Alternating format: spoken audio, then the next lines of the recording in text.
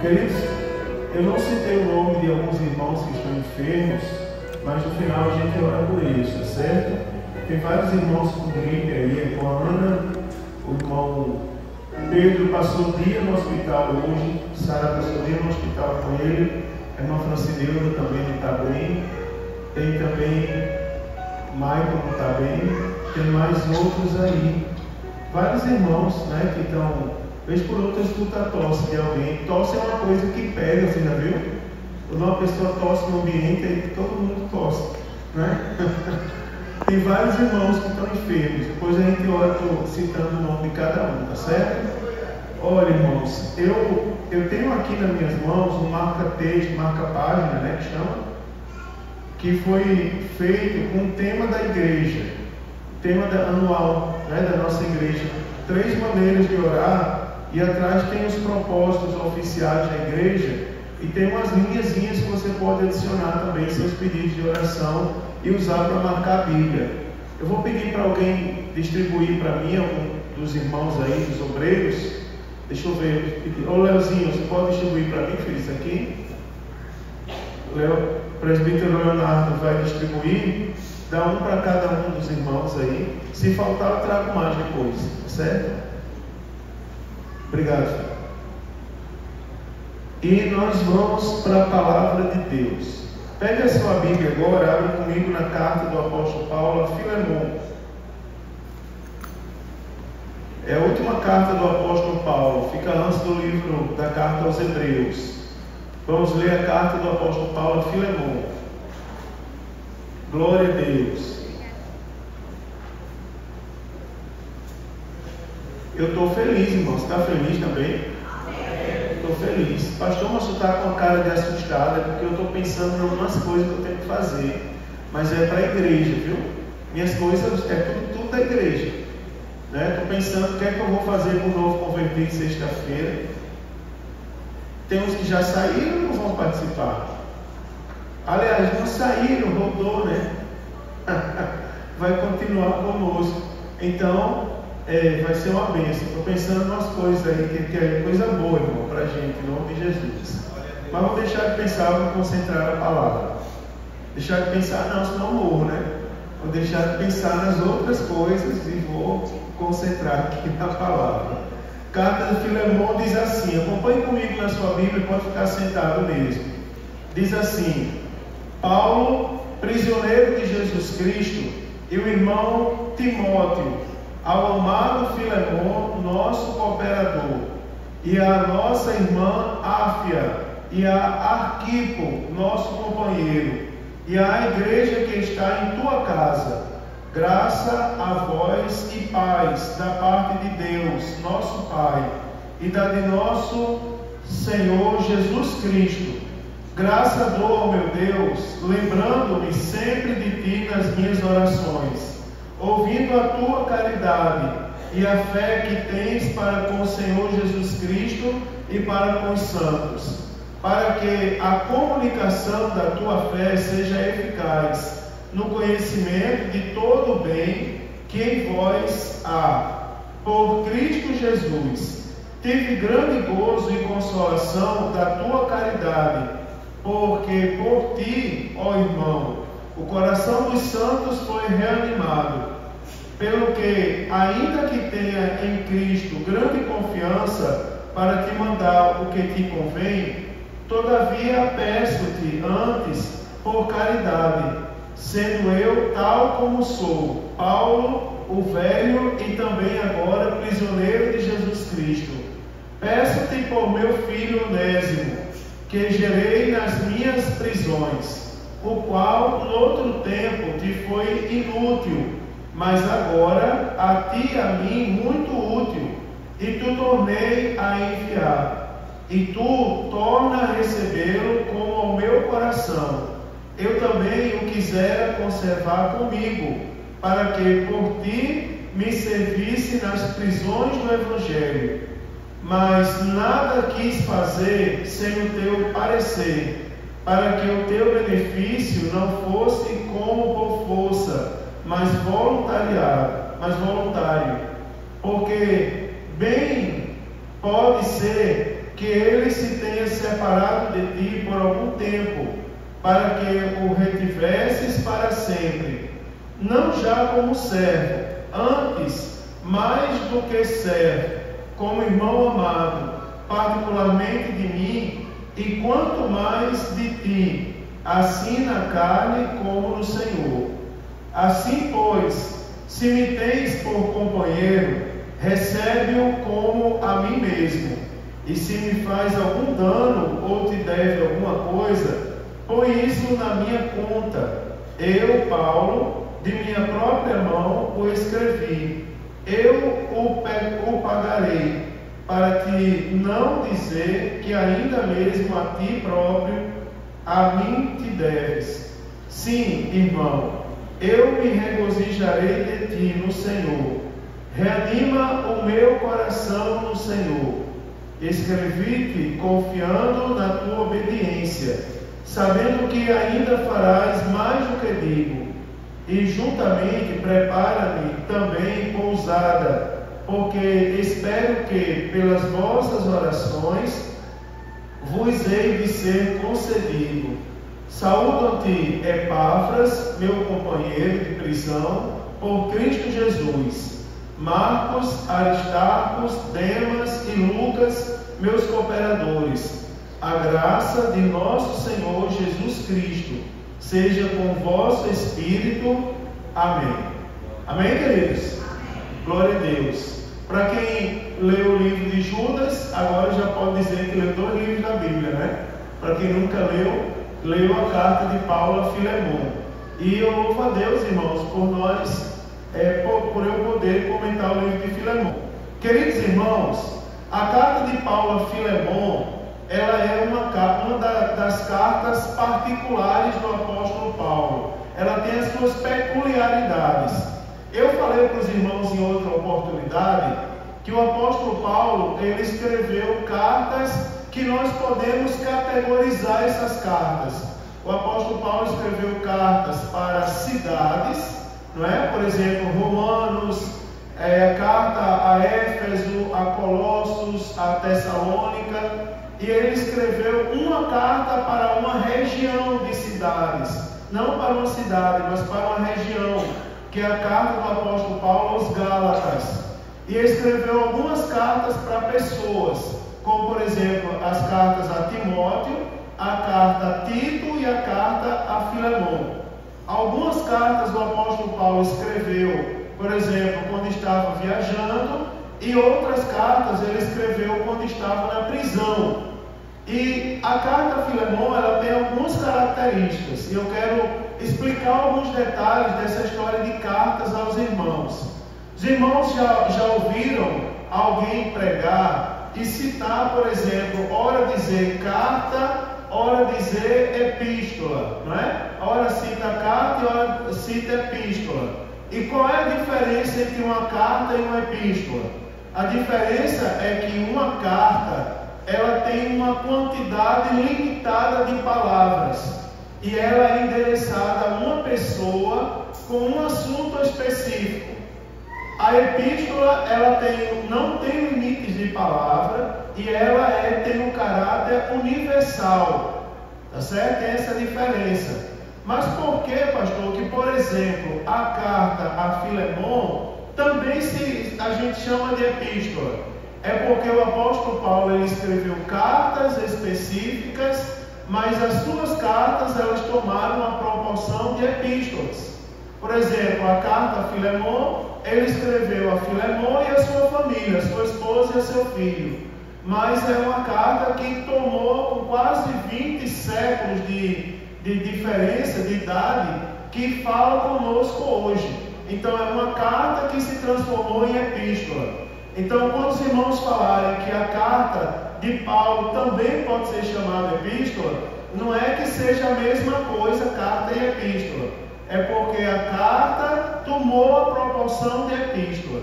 E a carta a Filemon, ela se destaca, além de ser endereçada a uma pessoa, a carta de Filemon, ela é uma carta que, por exemplo, se você comparar com Timóteo e com Tito, o apóstolo Paulo escreveu para tratar de questões doutrinárias.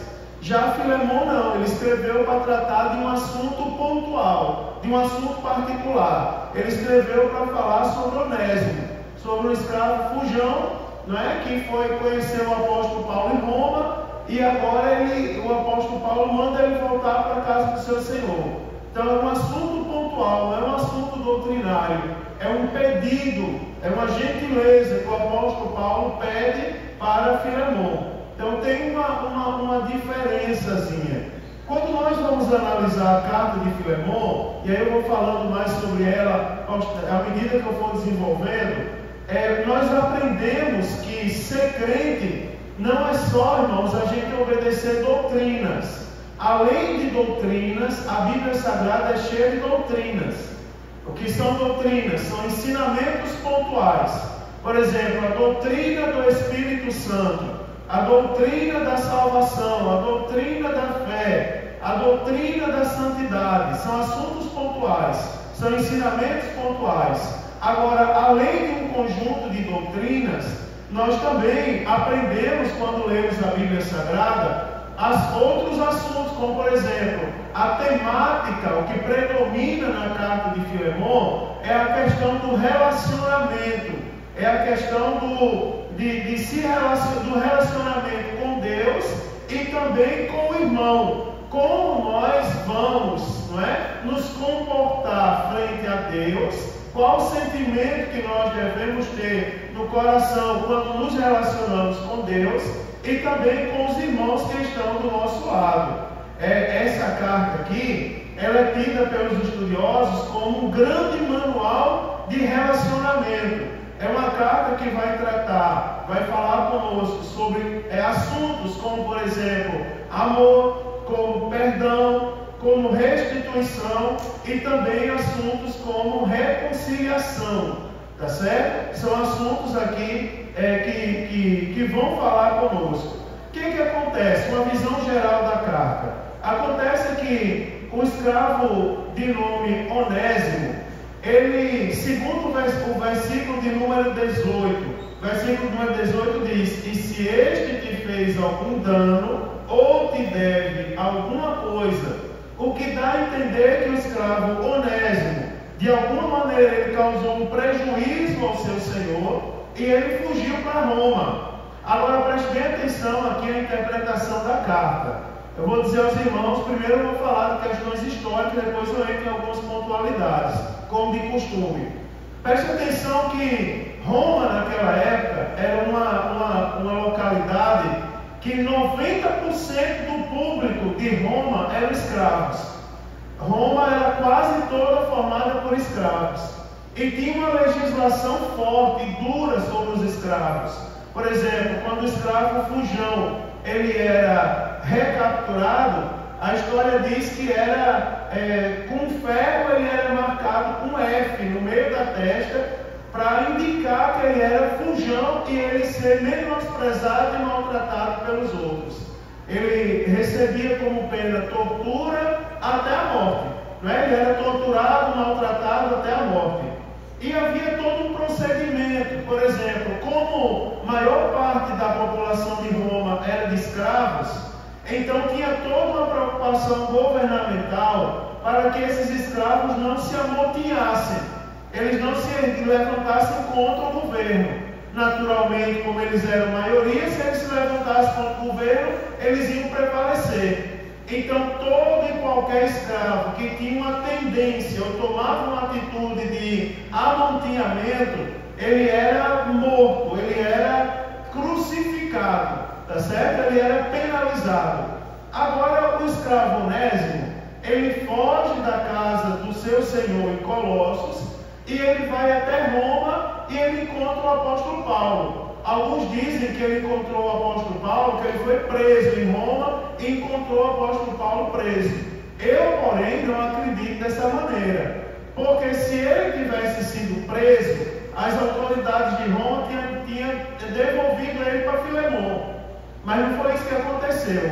O que prevalece é que Onésimo escuta falar que o apóstolo Paulo estava na cidade e ele vai até a prisão servir o apóstolo Paulo. O apóstolo Paulo diz que na sua prisão o escravo Onésimo, ele foi muito útil.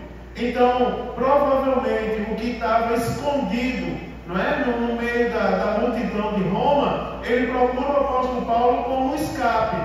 Agora, preste bem atenção que surge um problema então, porque no texto que nós acabamos de ler, no verso de número 23, o apóstolo Paulo diz: saúda-te também, Epáfras. E aí eu quero lembrar os irmãos e esclarecer aqueles que não leram ainda a carta aos Colossenses, que Epáfras, ele foi o fundador da igreja em Colossos. Epáfras, ele aceita Jesus provavelmente na terceira viagem missionária do apóstolo Paulo, onde ele chega a ficar por cerca de 3 anos na cidade de Éfeso. Epáfras, que aceita Jesus, aliás, que é o primeiro pastor da igreja de Colossos, você imagina que provavelmente ele conhecia Filemon, e ele sabia da história de Onésimo. Você imagina que agora, irmãos, a gente já começa a entender assim o peso da responsabilidade que recai sobre a vida de um crente. Porque você vê que o apóstolo Paulo, eu imagino que isso é coisa minha, eu fico imaginando durante a noite, aí eu decido compartilhar com vocês. Vocês imaginam que o apóstolo Paulo agora, naturalmente, ele queria ter misericórdia do escravo Onésimo. Tudo bem, você fugiu de Colossos, da casa do seu senhor, você aceitou Jesus na prisão em Roma, né, quando o apóstolo Paulo prega para ele, e agora eu vou lhe proteger. Fica aqui comigo, me servindo, ninguém vai colocar a mão sobre você. Só que junto com o apóstolo Paulo estava Epáfras. E a presença de alguém que conhecia a história daquele homem, você imagina que coloca sobre os ombros dele a responsabilidade dele fazer o que é certo. O que é que era certo, inclusive o que é que a lei mandava? Que ele mandasse aquele escravo de volta para a casa do seu senhor.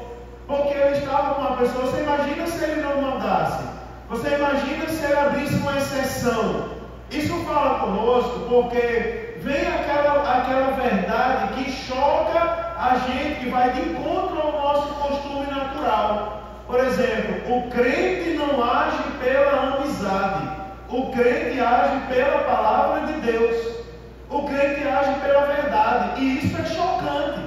Por exemplo, você imagina aquela situação da ética cristã de uma moça, não é, que sofreu uma violência sexual contra a mulher pelo Código Penal brasileiro chamado estupro. Ela recebeu um crime de estupro e o produto daquele crime ali é uma gravidez indesejada. Em alguns casos, a lei já autoriza o aborto. A lei brasileira autoriza o aborto. Mas nós, como crentes, nós aprendemos pela palavra de Deus que nós não devemos matar. Não matarás. E aí, qual é a decisão que a gente vai tomar? Vamos deixar a jovem desenvolver aquela gravidez indesejada e o menino nascer traumatizado, a moça traumatizada, ou vamos matar? Irmãos, nós já aprendemos aqui que na hora da decisão a palavra de Deus deve prevalecer. Você veja que é um caso difícil de resolver, mas nesse caso a palavra de Deus prevalece e a gente não pode duvidar. Não matarás, diz a palavra de Deus, não matarás. Para todos os efeitos, não acreditamos nem apoiamos aborto. Agora você imagina, volta para Filemon, e você imagina o apóstolo Paulo. O correto é ele mandar o Onésimo de volta. E ainda mais pesa sobre ele o que? A presença de Epáfras. Não é? O apóstolo Paulo era o pai da fé de Epáfras, e era o pai da fé de Filemon também. E ele tinha que dar exemplo de apóstolo, ele tinha que agir conforme a palavra de Deus. E agora, irmãos, você imagina que se nós pegarmos a situação de Filemon, nós também vamos encontrar um impasse. Você imagina, Filemon recebe Onésimo, o escravo que o defraudou e fugiu para Roma. Você imagina que quando ele volta para a casa do seu senhor, Filemon também está no impasse. Porque a Bíblia diz aqui no início da carta que a igreja de Colossos se reunia na casa de Filemon. E quando Onésimo chegasse, pela lei, o que é que Filemon deveria fazer? ele deveria, não é, sacrificar, maltratar, ele deveria punir. Só que ele tem de um lado a pressão dos senhores de escravo, que iam cobrar dele uma atitude de senhor de escravo, e ele tinha do outro lado a igreja, porque agora Onésimo estava voltando para casa, mas não estava voltando como escravo, estava voltando como irmão em Cristo, porque ele tinha aceitado Jesus em Roma. Você vê que o apóstolo Paulo chega a dizer no seu texto, que lá no versículo de número 11, que outro tempo Onésimo foi inútil, mas agora ele diz: a ti e a mim ele é útil. Por isso que eu vou enviar, porque ele vai servir você agora verdadeiramente. Que além de ser escravo, agora ele é teu irmão em Cristo. Você imagina que a carta do apóstolo Paulo, ela ajuda a resolver todo esse impasse. Ela ajuda a desatar todo esse nó. Todas as verdades que nós vamos falar a partir de agora, ajuda a desatar esse nó cego que toda essa situação armou. O que é que nós temos? Nós temos agora na carta a Filemon que indiscutivelmente o autor da carta é o apóstolo Paulo. E a carta de Filemon, só para os irmãos se situarem na história, ela foi enviada a Colossos junto com a carta aos Colossenses. A história diz que o mesmo homem chamado Tíquico, não é? Ele pega e leva a carta destinada à igreja de Colossenses diretamente com assunto que diz interesse, aliás, que diz respeito a toda a igreja de Colossos, e ele leva também uma carta específica a Filemon e a sua família, e também a igreja que estava naquele lugar. Não é? Então nós temos uma carta para toda a igreja e nós temos uma carta específica para Filemon e sua casa. O apóstolo Paulo é o autor. Eu digo isso porque tem algumas coisas, se a gente for observar, tem algumas coisas aí que às vezes tenta confundir a cabeça dos irmãos. Eu vou esclarecer para os irmãos aqui que o destinatário da carta, você observa, apesar de ser a carta de Paulo a Filemon, mas se nós olharmos o versículo de número 2, diz assim, aliás, o versículo 1 diz: Paulo, prisioneiro de Jesus Cristo, e o irmão Timóteo. Não é? Esse e o irmão Timóteo é que leva algumas pessoas a atribuir uma coautoria da carta a Timóteo. Mas nesse caso aqui, é porque Timóteo estava com o apóstolo Paulo. Toda a carta é escrita em primeira pessoa. O apóstolo Paulo diz eu, toda hora. Ou seja, tudo provém dele, nada de Timóteo. Ele apenas citou Timóteo. Aí ele diz: ao amado Filemon, nosso cooperador. Mas no versículo 2 ele diz: e a nossa irmã Áfia e a Arquipo, nosso companheiro, e a igreja que está em tua casa. Você observa que apesar da carta ser a Filemon, mas ela foi endereçada a toda a família de Filemon, também a sua esposa e também ao seu filho Arquipo. Por sinal, irmão, Arquipo, ele foi o substituto de Epáfras. Epáfras agora estava com Paulo preso em Roma, e Arquipo agora era o pastor da igreja de Colossos, que se reunia na casa de Filemon. Entendeu? Se reunia na casa de Filemon. Então, o que nós temos aqui, temos algumas particularidades. Por exemplo, a menção que a carta faz à irmã Áfia. Você observa, essa menção alegra o coração das irmãs, porque é uma das referências que mostra que o Evangelho também valoriza a participação das mulheres. Você observa o respeito do apóstolo Paulo pela dona de casa. Se a igreja se reunia na casa dele, na casa de Filemon, ele tinha que mandar a carta a Filemon e a Arquipo, que era o pastor da igreja. Mas ele também tem a consideração de citar a irmã Áfia. Eu não vou entrar nesse caso agora, mas é um argumento que valoriza as mulheres. Não é? Valoriza os negócios da casa que estava sob a responsabilidade das mulheres. Então é importante a gente destacar que essa igreja que se reúne na casa de Filemon é é aquela igreja do termo original eclesia, não é? Que é usada para se referir a um grupo de crentes que se reuniam com o objetivo de adorar, de orar, de serem edificados, exortados e viver em comunhão uns com os outros. Então nós temos aqui de fato a igreja de Colossos, que estava reunida na casa do servo de Deus de nome Filemon. Tá certo? Aqui a gente pode ver, irmãos, algumas características da carta, aliás, do próprio Filemon. Olhando o texto, a carta a Filemon, que é a menor carta do apóstolo Paulo, do original são 335 palavras em grego. Aqui nós vamos ver, em primeiro lugar, quem é Filemon? Filemon é um homem rico. Vá guardando isso aí que a gente vai precisar. Filemon é um homem gentil, tá certo? Procedente da cidade de Colossos. Ele é um homem dono de escravos, como a gente observa no texto claramente. Então, deixa claro que Filemon era um homem de posição financeira boa. Ele era dono de escravos. Também Filemon era filho na fé do apóstolo Paulo. Uma curiosidade é que o apóstolo Paulo nunca esteve em Colossos, tá certo? Ele nunca foi a Colossos.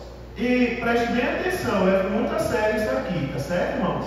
Então, embora o apóstolo Paulo nunca esteve em Colossos, ele notoriamente, o apóstolo Paulo, ele teve uma influência muito forte na Ásia Menor, notoriamente na sua terceira viagem missionária, tá certo? Quando ele fez a sua terceira viagem missionária, ele permanece 3 anos em Éfeso e várias pessoas ali são alcançadas pelo Evangelho, dentre elas o próprio Filemon. Então isso aqui para os irmãos entenderem a afinidade do apóstolo Paulo com Filemon. Filemon era seu filho na fé. E aí a gente observa uma coisa interessante aqui, irmãos. Eu estava pensando nisso, que Filemon não é qualquer filho na fé.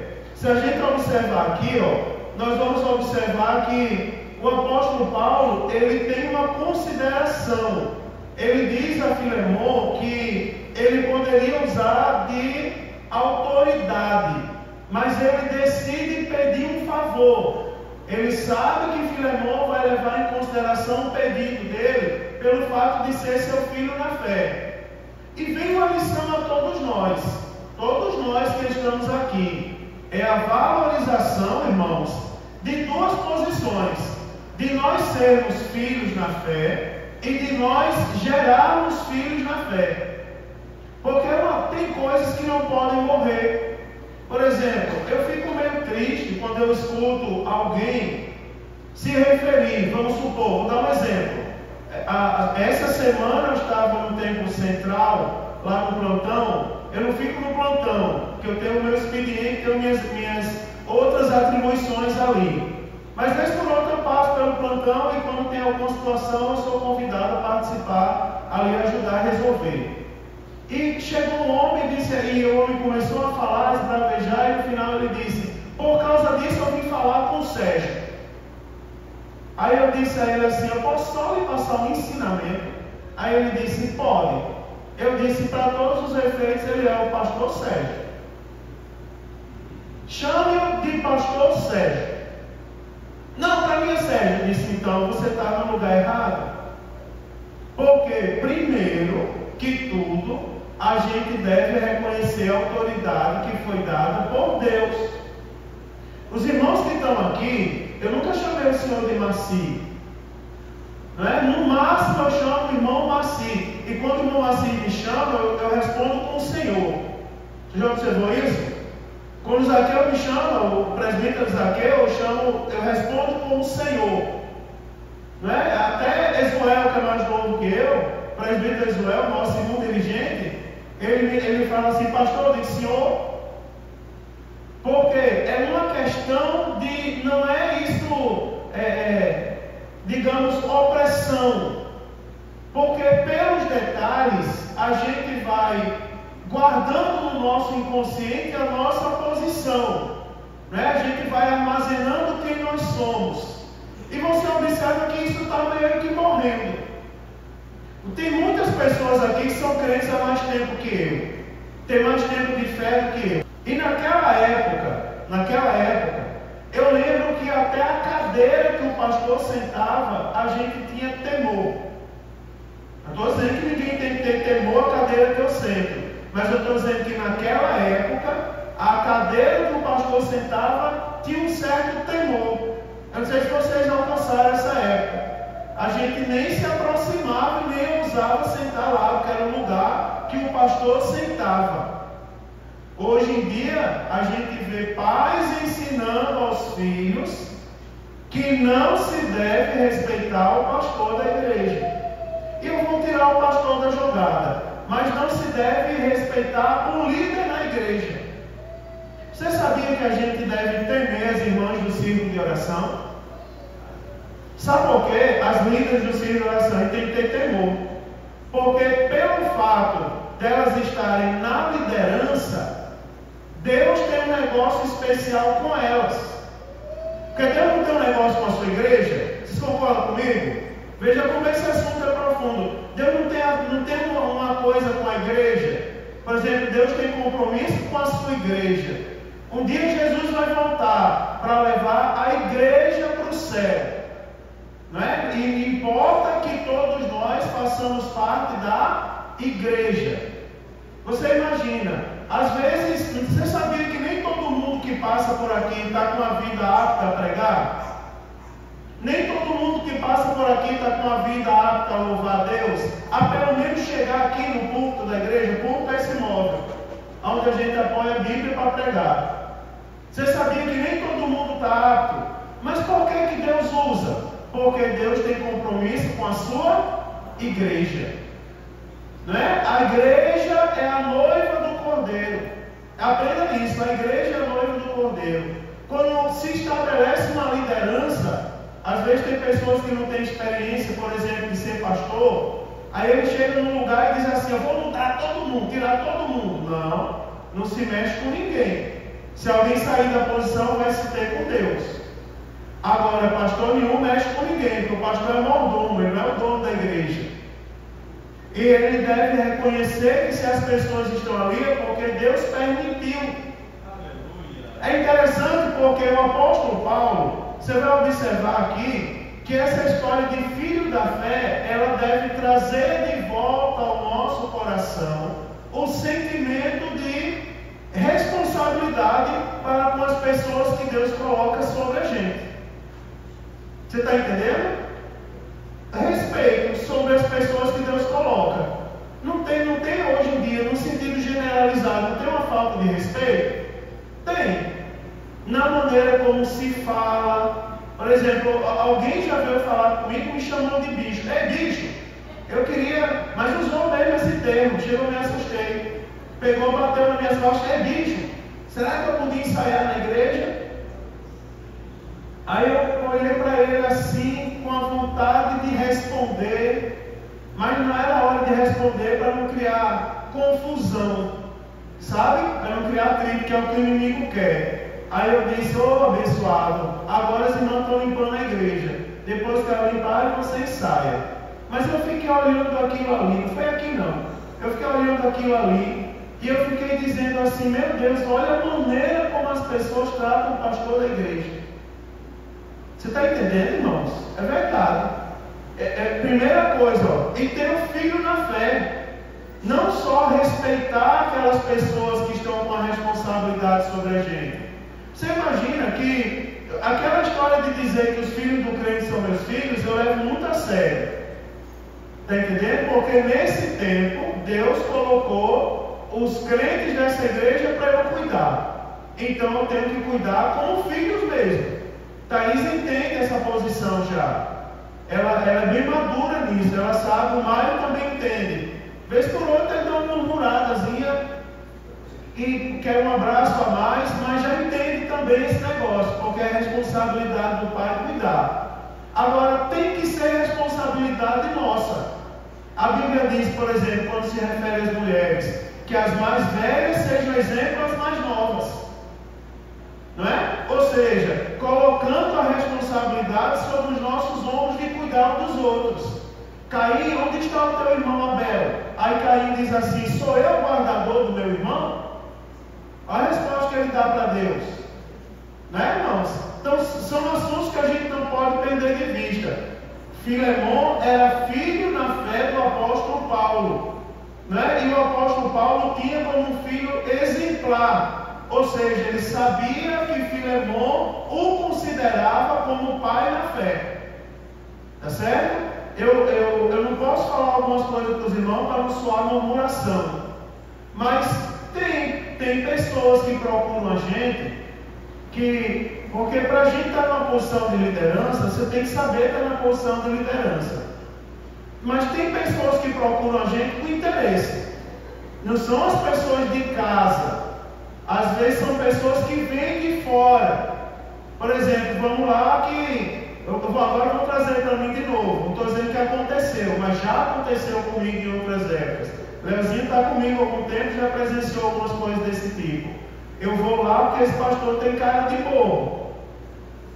Não é? Verdade. Mas é uma questão de interesse, simplesmente. E quando a pessoa não consegue, não é, o espaço para expressar, para esboçar a sua verdadeira intenção, aí ela vai embora. É interessante isso. Né? Mas a gente sabe tudo isso. Outra coisa, quarto lugar. Era um homem que tinha toda a família comprometida pelo Evangelho. Eu vou dar uma acelerada. Nós observamos que a carta do apóstolo Paulo, ela foi endereçada à família de Filemon. Significa que a família de Filemon, ela era comprometida com o Evangelho. Vamos lá, qual é o ensinamento que tira para a gente? Eu estou ensinando alguns casais de maneira particular. E eu estou dizendo o seguinte para eles, para todos eles que passam por mim. Cada papel, cada pessoa da família tem o seu papel estabelecido. E todo mundo deve reconhecer o seu papel que é estabelecido por Deus. Por exemplo, o homem tem o seu papel estabelecido. O homem ele foi colocado para ser o chefe da família. Agora ele não é só o chefe, ele é um chefe amoroso. Para ser servo, ele foi colocado para ser mantenedor, para ser protetor e para ser o sacerdote do lar. Quando o homem negligencia alguma dessas funções, o lar desanda. Por exemplo, se você for estudar psicologia, você vai aprender que o primeiro marido de uma filha é o pai. Não é? A psicologia ela ensina, o primeiro marido de uma filha é o pai. A filha, ela vai se espelhar no pai. Quando o pai não é bom, aí ela diz assim, ou ela diz, eu não quero casar com homem nenhum, para ser a qualidade do meu pai, eu não quero. Ou então ela vai casar e ela diz assim, quando a gente pergunta, o que você procura no seu noivo? Aí ela diz, eu procuro tudo que meu pai não foi. Aí você já sabe que o casamento também não vai dar certo. Porque ela não está procurando harmonia, entendimento. Ela não está procurando consenso que se procura na família. Ela está procurando o que o pai dela não foi. Então ela vai exigir que o esposo dela seja algo que ele não é e que ele nunca vai ser. Quando alguém na família desanda, a família desanda. A questão aqui é que a família de Filemon, aí eu vou começar agora a falar algumas verdades da carta em específico, é uma família que estava na presença de Deus. Por quê? Subentende-se que é uma família equilibrada. Cada um entendia o seu papel. Por exemplo, o marido respeitava a mulher. A mesma Bíblia que diz, Efésios 5:23, diz que o homem é o chefe, é o cabeça da mulher, assim como o Cristo é o da igreja. É a Bíblia que no versículo 5:25 diz, vós marido amai a esposa, assim como Cristo amou a igreja e se entregou por ela.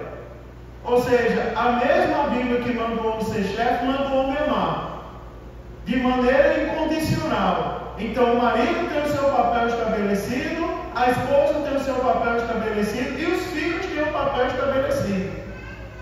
Um problema está quando alguém desanda. Filhos que estão aqui, que não respeitam o pai, que fazem pouco caso do pai, que não reconhecem o esforço dos pais, está percorrendo um caminho muito difícil, que Mulher que não entende o papel do homem. Você imagina, irmão, pegue eu e Thaisa como marido e mulher. Não somos um casal perfeito, mas nós somos os líderes da igreja. Como pastor, muita gente espera um abraço meu. Você sabia disso? Muita gente espera um abraço meu. Muita gente espera eu abraço aquela menina todo culto. Não abraço? Todo culto eu dou um abraço nela e beijo a cabeça. Como uma filha para mim. O Mateus é mais velho que eu, mas é filho da irmã Neuza. Então para mim é como um filho. Eu beijo a cabeça dele sem nenhum problema. Eu beijo a cabeça do Juscelei. Né? Recebo outros 10 beijos de volta, mas eu beijo a cabeça do irmão Juscelei. E Thaisa entende a minha posição. Ela sabe que eu não estou fazendo aquilo por malícia. Ela entende que eu sou o pastor da igreja. E ela cuida de mim, e eu cuido dela, porque ela também cuida dos irmãos, e eu não sou bobo não, fico de olho. Mas eu entendo o papel dela. Não é verdade, irmãos? Eu estou falando de equilíbrio, porque tem famílias desequilibradas. Tem família que a mulher olha para o homem e diz assim: você está pensando em outra, e já quebra o pau. É verdade, isso é um desequilíbrio. A família não está na presença de Deus nesse caso. Pode ir atrás porque não estão orando, não estão lendo a Bíblia, não estão frequentando a escola dominical. Pode ir atrás, você vai ver que isso é verdade. Quando tem exagero, o exagero esconde uma culpa. Todo exagero esconde uma culpa. Não é? Quando você vê, por exemplo, um marido com um excesso de ciúme com a mulher: ei rapaz, vigia que eu não sou bobo não, está escondendo alguma coisa. Esse excesso de desconfiança é porque tem alguma coisa aí, ó, eu vou orar e Deus revela. Mas é verdade, irmão, eu estou falando que a família de Filemão é uma família comprometida com o Evangelho. Estava lá, ó. Paulo escreve a carta a Filemão, a mulher de Filemão e ao filho. Ou seja, estava todo mundo com o mesmo propósito. Será, irmão? Eu não queria falar isso não, mas será que Deus não está falando com a gente nesse negócio aqui? Será que não tem família que precisa voltar de novo à presença de Deus? Não é verdade? Porque quem coloca equilíbrio dentro de casa é Deus. Parece que eu estou vendo, não é? Deus não está anotado nas minhas anotações aqui para falar, não. Está anotado uma coisa bem diferente. Eu só anotei aqui que a família de Filemão é engajada na obra. Mas de repente me dá vontade de falar que a gente precisa trazer de volta a família à presença de Deus. Pronto. Aí os filhos voltarem a respeitar os pais. Não é verdade? Aí o marido passa a entender o papel da esposa. As irmãs lá do curso Mulher Única, ó, estão aprendendo lá com a irmã Rosane que a mulher pode ou não pode interferir no papel do homem? Pode. Vou citar 2 casos, posso? Ou não posso? Vou citar 2 casos lá do curso Mulher Única. Primeiro caso, quando a mulher percebe que o homem está caminhando para a morte. Quando tem risco de morte, ela tem a obrigação de interferir, de pegar no braço e dizer: pai, você vai morrer. E o homem tem a obrigação de ouvir. Segunda coisa, é quando a mulher percebe que o homem tomou uma decisão que vai trazer prejuízo à família. Vamos supor, o pobrezinho do pastor que recebe lá R$1.000 no final do mês. Aí pega e inventa de comprar uma Ferrari. Thaisa, meu crédito aprovou, comprei uma Ferrari. A parcela é R$100.000 por mês. Thaisa tem a obrigação de dizer, pelo Código de Defesa do Consumidor, você tem 48 horas para cancelar o negócio. Pois corra para lá e cancele. Você não vai botar essa Ferrari dentro de casa, porque isso vai acabar com a nossa família. Primeiro mês eu vendo meu rim, você vende seu fígado. No próximo mês eu vendo o fígado, você o rim. No terceiro mês, como é que ele vai pagar? Você vendeu um menino, pronto, bota mais na rifa. Quer ver quem dá pelo menos R$10. E lá é disse, vixe, né? É verdade, mas não é assim, Rosane? Não é? Eu estou mentindo? Não tem lá isso no curso? Então a mulher tem a obrigação de interferir. E o homem tem a obrigação de aceitar a interferência. Eu estou falando isso porque eu estou vacinando a minha igreja. Olha, irmãos, a família tem que andar em equilíbrio. E o equilíbrio quem dá é Deus por meio da sua palavra. A família de Filemon, presta atenção, eu vou falar uma coisa dura, que cabe ao pastor falar. A família de Filemon ela é equilibrada, não é porque tem uma vida social muito ativa, não. Ela é equilibrada porque todos estavam na casa de Deus, na presença de Deus, servindo a Deus. O nosso papel na igreja é servir a Deus. É ou não é? Família de Filemon é equilibrada, não é porque vocês entendem o que eu estou falando, não é porque tem uma vida socialite, não. É porque estavam na presença de Deus. Aí eu vou dar um conselho pastoral: traga a sua família para a presença de Deus. Todos. Traga a sua família para a presença de Deus. Quando o homem tiver com preguiça, que tem uns homens que têm preguiça de igreja. A mulher tem que botar moral: vamos para a igreja, senão você vai morrer. É verdade, você vai morrer espiritualmente. Quando a mulher não tiver com vontade de vir, porque às vezes, irmãos, eu falei aqui outro dia que eu estava orando pela luta espiritual, porque tem pessoas que lutam contra ele mesmo. Tem pessoas que estão ali no banco, ninguém está fazendo, todo mundo dando glória a Deus, e aquela pessoa: ô, Fábio Lewis, Pedro, não é? E ninguém está fazendo nada. Irmão, liberte-se disso. É verdade. Eu estou orando por isso, para Jesus libertar disso. Não é, irmãos? Liberte-se disso. Às vezes, as irmãs principalmente, cuidado com isso na sua mente.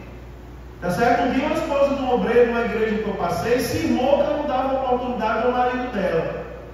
E todo culto ela ficava enchendo a cabeça do marido. Ah, tá vendo? O pastor não te deu oportunidade. Tá vendo? O pastor não gosta de você. Tá vendo? O pastor está te perseguindo. Tá vendo, pastor? Quando me procuraram, ele me procurou, a mulher já não queria mais vir para a igreja. Eu disse: o que foi que aconteceu? Ela cismou que o Senhor está me perseguindo. Meu irmão, repreenda isso em nome de Jesus. Cuide da sua mente e da sua casa. Leve a sua casa à presença de Deus. Vou falar mais uma vez: leve a sua casa à presença de Deus. Quando vier uma nuvem tenebrosa lá, vier uma nuvem tenebrosa para trazer dissensão na casa, você para tudo, deixe tudo. Pastor Sérgio, ele diz isso aos obreiros. Hoje ele disse de manhã, hoje a reunião foi lá do Iririú. Aí ele disse assim: olha, eu vou falar para vocês de novo. Quando vocês estiverem com a cabeça cheia, tribulados, com um problema para resolver, que você não consegue chegar ao ponto da igreja e sentir a presença de Deus, ele disse: deixe tudo. Desliga o celular, bota o carro atrás da casa para ninguém saber que você está em casa, e vá para dentro do quarto, feche a porta e comece a clamar a Deus dentro do seu quarto. Padre a luz, comece a clamar: diga: Senhor, vem sobre mim. Senhor, expulsa o demônio, tira a opressão do inferno. Ele diz: faça isso, lute, e só se levante de lá quando você estiver cheio do Espírito Santo de Deus. Não vão para o culto atribulado. Ele disse: não vão para o culto atribulado. Pode ser, às vezes, que o culto vai começar e você está lá, clamando, chorando: Jesus, Jesus. Quando você sentir a presença de Deus, você diz: pronto, estou pronto. Aí ele disse: levante, tome um banho, pinte o cabelo, bota o melhor perfume para ninguém perceber que você estava atribulado. E deixa o povo perceber que você está cheio de Deus. Eu quero dizer para vocês hoje: se você perceber que a sua casa está com alguma coisinha que não é de Deus, irmãos, se tranque, chame toda a família e diga: vamos, primeiro que tudo, vamos entrar na presença de Deus. O café espera, a escola espera, o trabalho. Hoje eu vou chegar nos 10 minutos da tolerância. O povo do RH não vai reclamar de nada. Não é? Vou ficar nos 10 minutos da tolerância, mas eu vou sentir a glória de Deus em nome de Jesus. Viu, irmão? Agora eu vou terminar hoje. Por quê? Filemão era um homem que ele hospedava, não só a sua família estava comprometida com o Evangelho, como ele também hospedava a igreja na sua casa. Olha que coisa interessante, a casa de Filemão era um lugar onde a igreja se reunia. Sabe por que eu disse aos irmãos que essa igreja aqui, no versículo 2, quando diz, e a igreja que está em sua casa, a palavra aqui é eclesia, do grego. Sabe por que eu fiz questão de dizer que a eclesia é um ajuntamento de pessoas que se reúnem para orar, para adorar, né? para se confraternizar, ou seja, que se reúnem para cultuar Deus. Sabe por que eu fiz questão de dizer isso? Porque aqui diz que a igreja se reunia na casa de Filemão. Não eram as pessoas que iam à casa de Filemão, era a igreja. Você está entendendo o que quer dizer? Não eram as pessoas que iam, era a igreja. Quem ia à casa de Filemão não ia fazer outra coisa senão cultuar Deus. Fala conosco. O que é que as pessoas estão indo fazer na nossa casa? Ou o que nós estamos indo fazer na casa de outras pessoas? Né, irmãos? Eu nem vou me aprofundar nisso aqui, porque os irmãos já sabem. As portas da casa de Filemão estavam abertas para as pessoas serem conduzidas a Cristo. Naquela época, as igrejas não tinham templos, elas se reuniam nas casas. Então, no caso de Colossos, a palavra era pregada na casa de Filemão. Aí eu vou falar para os irmãos agora novamente. O que nós estamos indo fazer nas casas? Ou o que as pessoas estão indo fazer na nossa casa? Eu vou resumir, não é? Eu vou ficar quieto. Pronto, só eu. O irmão veio, está aqui um irmão imaginário. Esse aqui é o irmão que veio à minha casa. E eu já sei que é aquele irmão abençoado que ele está trazendo uma treva danada para a minha casa. Ele está vindo para a minha casa fazer tudo. Vou nem dizer o que ele veio fazer, porque os irmãos já sabem um monte de coisa ruim que as pessoas trazem. Ele não veio à minha casa trazer Jesus, ele veio trazer coisa ruim. Coisa ruim mesmo. Ele veio falar mal dos outros, ele veio criar contenda, ele veio contar piada imoral, ele veio me convidar para ir para lugares que Jesus não vai, que o Espírito Santo de Deus não está lá. Aí eu já sei, eu não vou detalhar, porque os irmãos já sabem também. O que é que eu vou fazer? Eu já disse outro dia aos irmãos, vem cá, irmão. Antes de mais nada do irmão pronunciar qualquer palavra, esse é o irmão, secretário do inimigo, mensageiro da má notícia, né, irmão? Primo de Satanás. Aí eu vou pegar ele, irmão, antes de mais nada, vamos fazer uma oração. E vou dar um jeito de orar com ele. Vou dizer, Senhor, teu servo veio à minha casa. E o Senhor, eu sei, o Senhor também sabe, que ele não veio trazer nada que não seja a tua palavra. Ele veio para cá para a gente se alegrar, falar acerca do teu amor, da tua bondade, né, dar testemunhos de fé. E em nome de Jesus eu te agradeço, porque o teu servo veio fazer isso no meu lar. Amém. Aí pronto, irmão, fale agora. Eu duvido que ele veio falar mal de ninguém na minha casa. Está aqui, ó. Nessa hora, Jesus já mandou aquele famoso anjo com a tesoura e já cortou. Metade da língua dele. A parte da língua que tinha coisa ruim já caiu no chão. Agora só ficou a parte do dia que ele aceitou Jesus e ouviu falar do amor de Deus. Né, irmãos? É verdade. Porque, vamos lá, vamos aprender com calma. Vamos aprender com calma. Na casa de Filemão, hospedava a igreja. Sabe o que tinha na casa de Filemão? A presença de Deus. Sabe o que deve ter na nossa casa? A presença de Deus na nossa vida.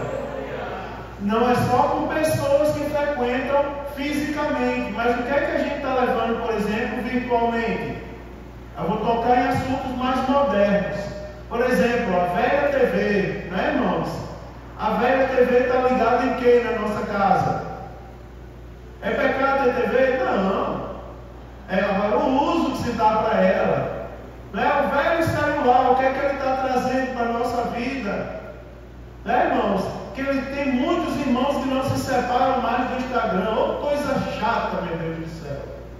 misericórdia. Mas tem muita gente que não se separa mais daquilo para nada.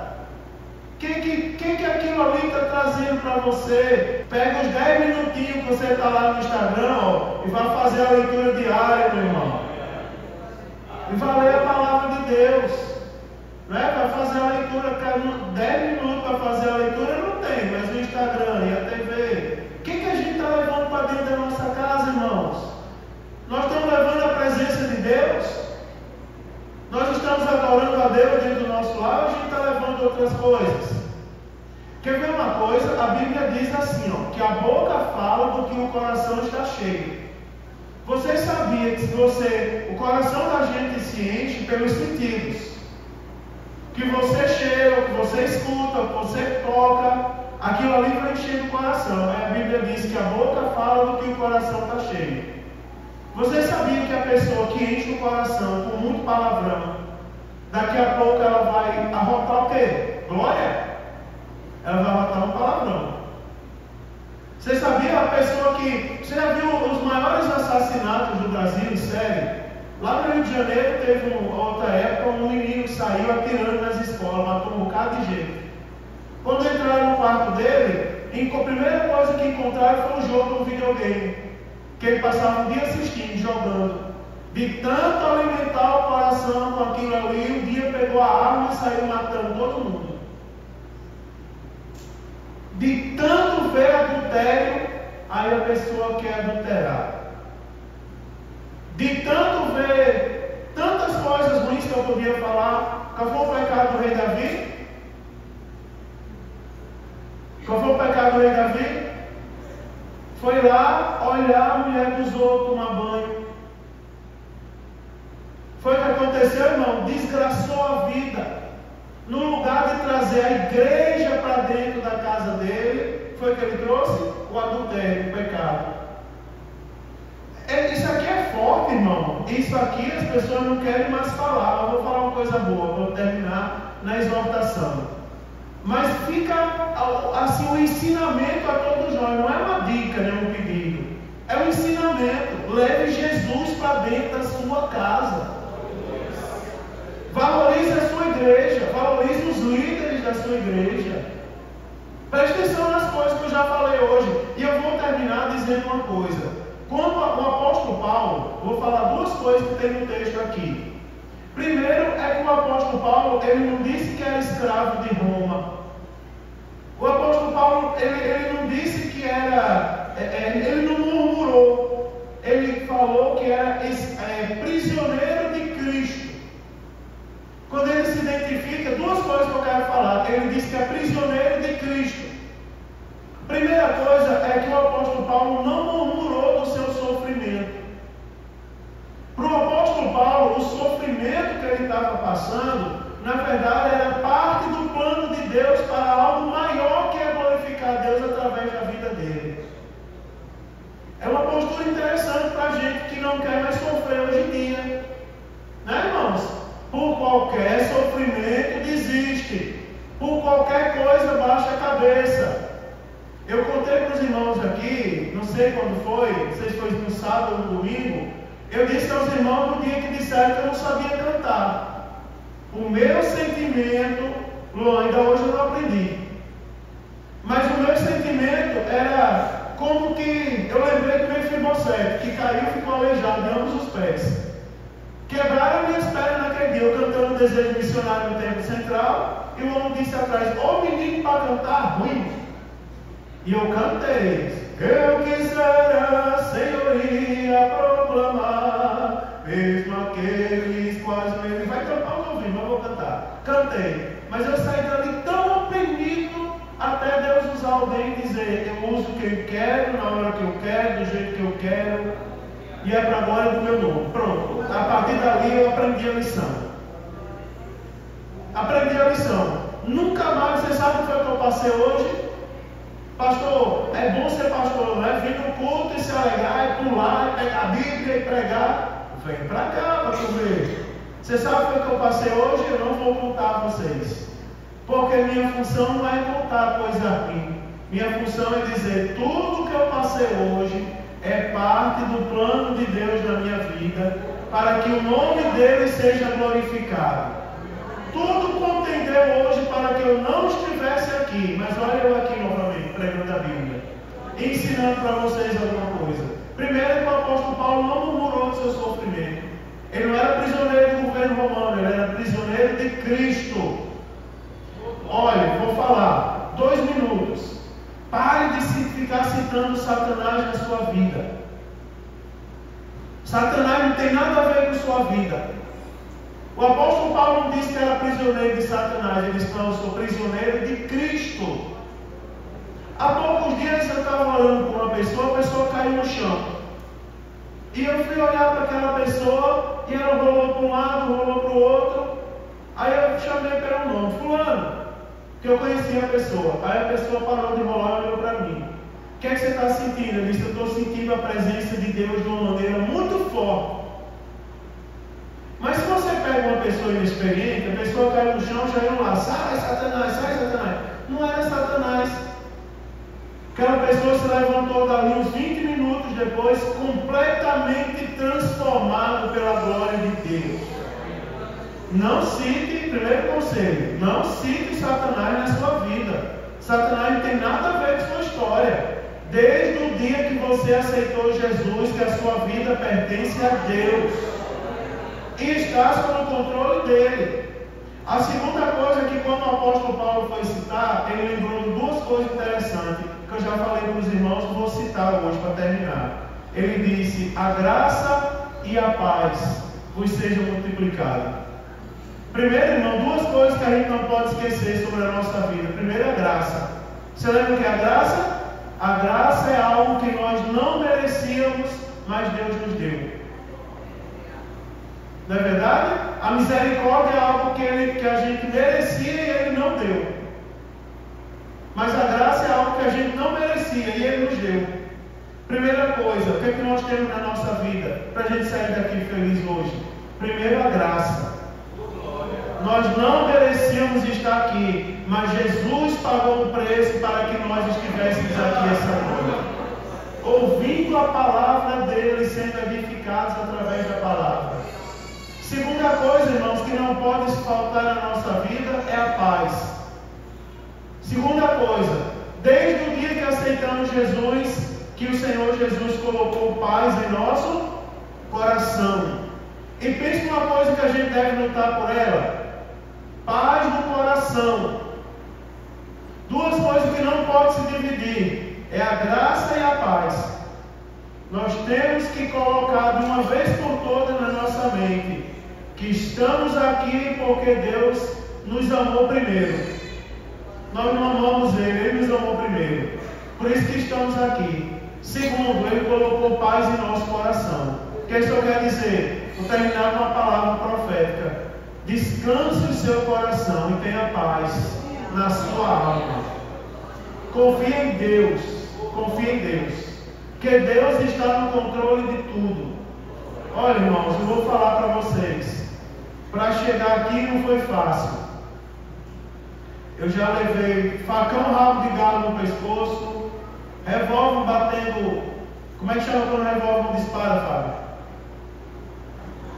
Tem um nomezinho que dá, diga aí, Lucas. Você sabe? Hã? Mastiga. Mastiga? Pronto. Já mastigaram o revólver em cima de mim. Lá no Nordeste diz que bate catolé. Eu não sei se aqui é palavrão, eu não vou falar. Mas pronto. Revólver mastigou na minha cabeça. Já me expulsaram da igreja porque minha roupa era feia, por causa do meu sotaque nordestino. Já me expulsaram da igreja, da escola e da universidade porque eu escrevi João 3,16 no quadro. Meu irmão, se eu for relatar de lá para cá, meu Deus, e quando eu casei, enfim, misericórdia, quantas pragas, casa de novo que tua mulher vai morrer de hemorragia, daqui a pouco se separa porque ela vai ficar louca. Daqui a pouco o menino não vai nascer, não vai crescer. Se crescer, vai ser com a cabeça grande, vai ser completamente deficiente. Não vai chegar a 1 ano de idade, não vai chegar a 3. O abençoado já vai fazer 15, para a glória de Deus, meu irmão. Estou falando isso porque, semelhantemente a vocês, Já tive 1001 motivos para desistir, mas em todas essas coisas somos mais do que vencedores em Cristo Jesus. Todas essas coisas, sabe o que Cristo colocou no meu coração? Paz. Sabe o que é que eu quero dizer a vocês essa noite? Nenhum mal chegará a ti, nem praga nenhuma a tua tenda. Vou terminar como que Paulo saudou a Filemon. Antes de mais nada, que a graça e a paz da parte de Deus esteja sobre a vida de vocês. E não esqueça disso jamais. Quem está sobre nós? A graça e a paz do nosso Deus. Amém, queridos? Vamos ficar de pé, vamos orar, vamos agradecer a Deus.